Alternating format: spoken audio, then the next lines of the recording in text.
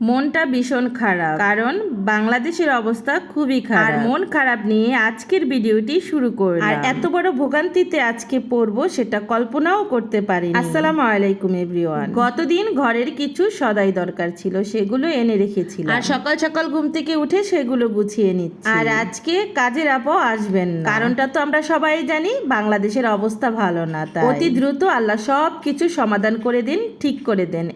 এই দোয়া ছাড়া আমরা আর কিছুই করতে পারবো না। তো সবকিছু গুছিয়ে রেখে ডিমগুলো ধুয়ে নিচ্ছি। ভেবেছিলাম সকাল সকাল সবকিছু করে বসে থাকবো। বসে তো আর থাকবো না, হয়তো ঘরের টুকটাক অন্যান্য কাজগুলো করে নেব। সকাল সকাল মেয়ে আজকে ভাত খেতে চেয়েছিল, গরম গরম ভাত রান্না করলাম। আর এদিকে আমি খাওয়ার জন্য একটু কচু ভর্তা করে নিচ্ছিলাম। এরই মধ্যে ঘটে গেল এক দুর্ঘটনা।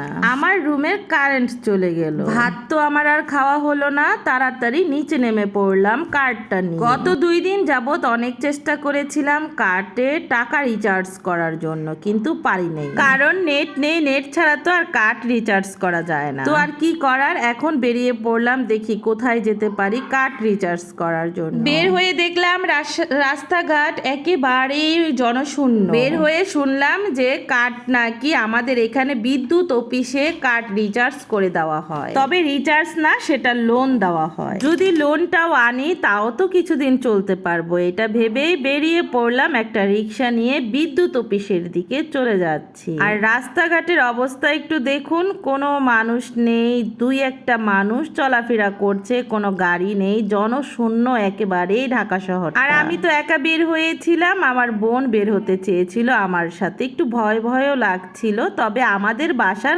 বেশি দূরে না আমাদের বিদ্যুৎ অফিস। চলে এসেছি, 30 টাকা রিক্সা ভাড়া ছিল। ঢুকে তো আমার মাথায় হাত, অনেক ভিড় ছিল, তবে সাহায্য করার মালিক। মহিলাদের লাইনে মাত্র 4 জনের পিছনে ছিলাম আমি, আর পুরুষদের তো অনেক ভিড় ছিল। সেটা দেখলেই বুঝতে পারবেন কি অবস্থা। পুরুষের লাইনে দেখেন কত মানুষ দাঁড়িয়ে আছে ঘন্টার পর ঘন্টা। তবে সেই তুলনায় নাকি আজকে অনেক ভিড় কম ছিল। গতদিন নাকি প্রায় 1000-1500 মানুষ সিরিয়ালে দাঁড়িয়েছিল প্রায় 5 ঘন্টা থেকে 6 ঘন্টা, সেটা এখানে এসেই শুনলাম। তো যাই হোক, আমার বেশিক্ষণ দাঁড়িয়ে থাকতে হয়নি, মাত্র আধা ঘন্টা দাঁড়িয়ে আমি কার্ডে লোন রিচার্জ করে নিয়ে আসলাম। 2000 টাকা লোন দিয়েছে, 1000-এ 350 টাকা করে আবার কেটেও রাখবেন ভ্যাট। তো এবার বুঝুন আমরা কোন অবস্থাতে আছি। আর বিদ্যুৎ শূন্য তো আমরা থাকতে পারবো না, বাধ্যতামূলক আমাদের লোন নিতেই হলো, কারণ রিচার্জও করা যাচ্ছে না। 1000-এ যেহেতু 350 টাকা, তাহলে 2000-এ কত হয় ভাবুন। শুধু শুধু এতগুলো টাকা আমাদের এক্সট্রা চলে যাচ্ছে। তো আজকের ভিডিওটি এই পর্যন্তই। সবাই সাবধানে যার যার ঘরে থাকবেন। আল্লাহ হাফেজ।